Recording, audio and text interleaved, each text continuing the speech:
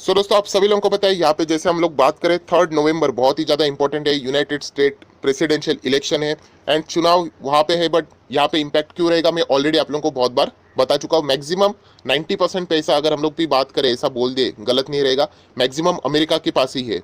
और पूरी दुनिया की बात करें तो 20% पैसा पूरा अमेरिका के पास ही है।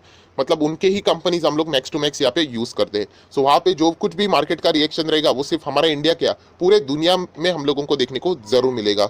सो दोस्तों यहाँ पे अगर हम लोग बात करें कौन से सेक्टर के ऊपर या फिर कौन से स्टॉक्स के ऊपर इंपैक्ट गिरेगा, सो दोस्तों उसके लिए आप लोगों को डॉलर रुपये का इंडेक्स ये जो रिलेशन है वो समझ में आना चाहिए। यस दोस्तों, आप सभी लोगों को पता है डॉलर टू आईएनआर हम लोग यहाँ पे देखते हैं फिलहाल जो डॉलर का रेट यहाँ पे चल रहा है वो 73 प्लस चल रहा है, कभी 74 के आसपास जाता है, ये चलता रहता है। सो दोस्तों इससे हम लोगों को पता चलता है कि कौन से स्टॉक्स एंड कौन से सेक्टर में यहाँ पे प्रभाव पड़ने वाला है।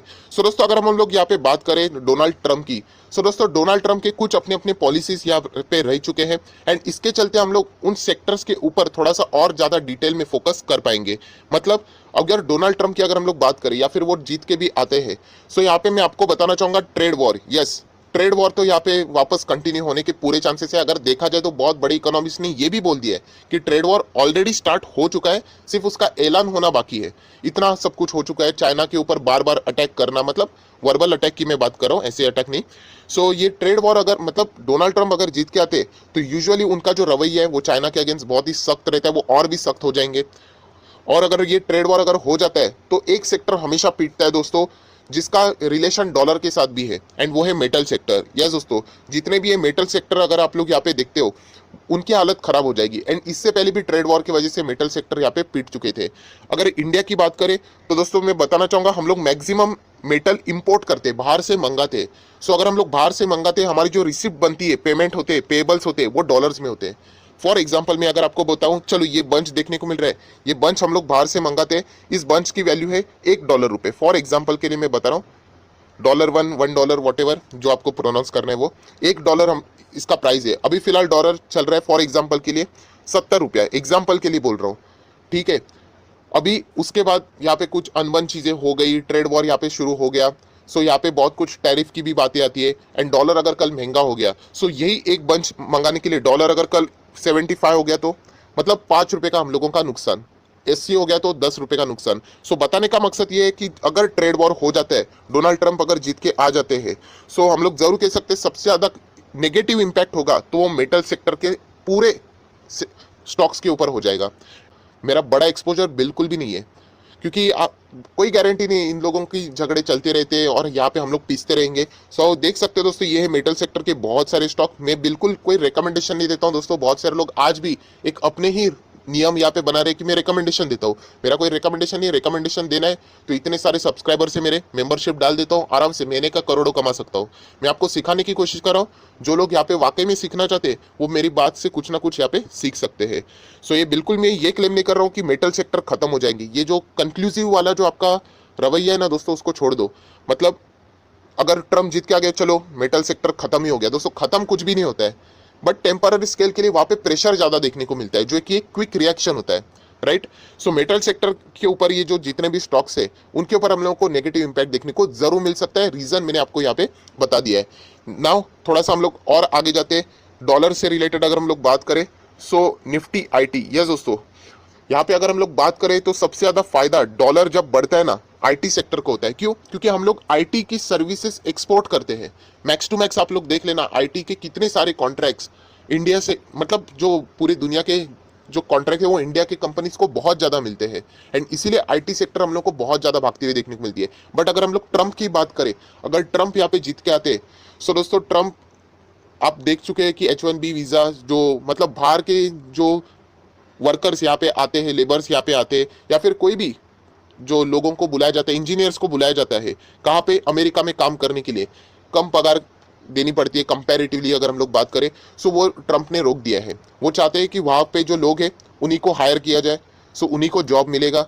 वो ट्रंप की पॉलिसी है एंड देखा जाए तो वो कुछ हद तक सही भी है। सो इसी के चलते अगर हम लोग बात करें ट्रंप जीतेंगे तो निफ्टी आईटी को प्रॉब्लम हो सकती है। बट इसका अर्थ ये है क्या निफ्टी खत्म हो, आईटी खत्म हो गए? आज भी ट्रंप ही है ना, क्या आईटी खत्म हो गया? आईटी तो टॉप पे चल रहा है। तो इसीलिए ये मैंने सेकंड टाइम आपको प्रूफ करके बता दिया, एक क्विक रिएक्शन होगा एक छोटा मोटा करेक्शन होगा, गिरावट होगी, जो स्मार्ट बंदा है वो समझ जाएगा कि अरे इनफैक्ट ये तो खरीदने का मौका है, क्योंकि इससे कंपनी बर्बाद नहीं होती है। हाँ, बिजनेस करने के लिए डिफिकल्टीज हो सकती है, बट ये नहीं होगा कि चलो इन्फोसिस आपके ऊपर हम लोग ताला लगा रहे, ऐसा नहीं होता है। ये बच्चों वाली बातें हो गई।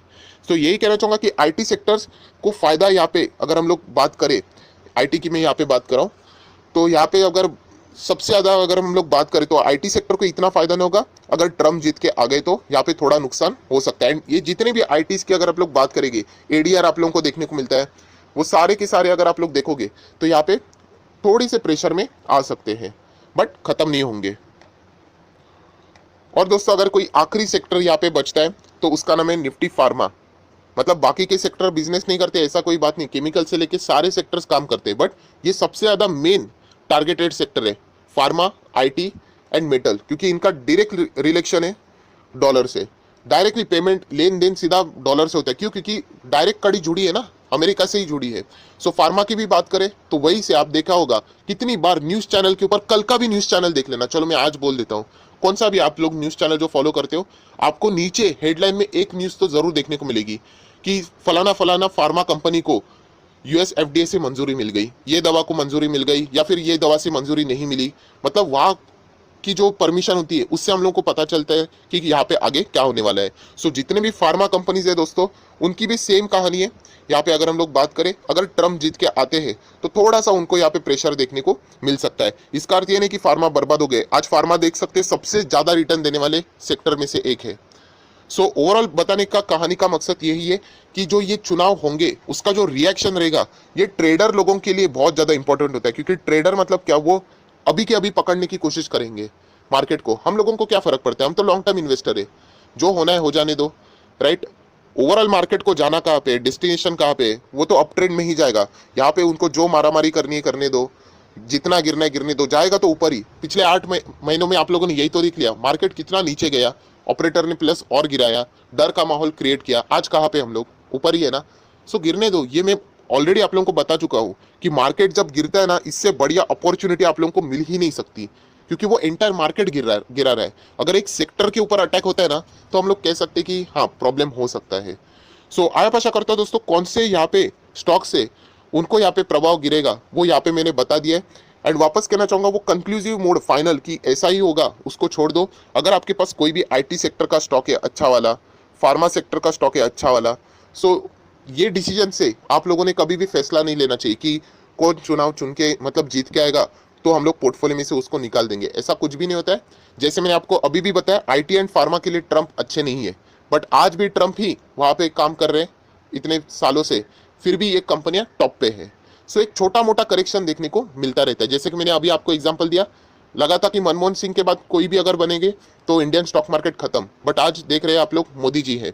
ये भी कहना चाहूंगा, बहुत सारे लोगों को ऐसा भी लगेगा कि मोदी जी के अलावा अभी कोई और आ ही नहीं सकता। दोस्तों ऐसा हमेशा लगता है हम लोगों को, बट आगे डिपेंड करता है ये सारी चीजें। सो ये चेंज होते रहता है। एंड वापस कहना चाहूंगा, इसको पॉलिटिकली वे में ना ले, ये स्टडी पर्पस के लिए चैनल है, बाकी लोगों के जैसे चैनल नहीं है, वहां पे झगड़ते रहते वो लोग। सो आया आशा करता हूं दोस्तों मेन पॉइंट आपको समझ में आया होगा कि मैं क्या बताने की कोशिश कर रहा हूं। सो ओवरऑल समरी के फॉर्म में एक ही बात बोलना चाहूंगा, इलेक्शन का रिजल्ट कुछ भी हो, मार्केट में वॉलेटिलिटी बनेगी, देख लेना, कोई भी जीत के आ जाए, मार्केट गिरेगा, थोड़ा सा करेक्शन होगा ही होगा, बट एक बात पक्की है कि मार्केट जाएगा तो ऊपर ही जाएगा लॉन्ग रन जर्नी में। सो जो अच्छे शेयर है उसकी लिस्ट बना के रख लो, मार्केट गिरता है तो अच्छे से बाय कर लेना और शांति से बैठ जाना। सो आया आशा करता हूं दोस्तों मेन टॉपिक आपको यहाँ पे समझ में आया होगा, तो जरूर इस वीडियो को लाइक करना, दोस्तों के साथ शेयर करना, तो उनको भी ये सारी बातें पता चल जाएगी। So that's it, thank you very much दोस्तों, we will be meeting our next video, तब तक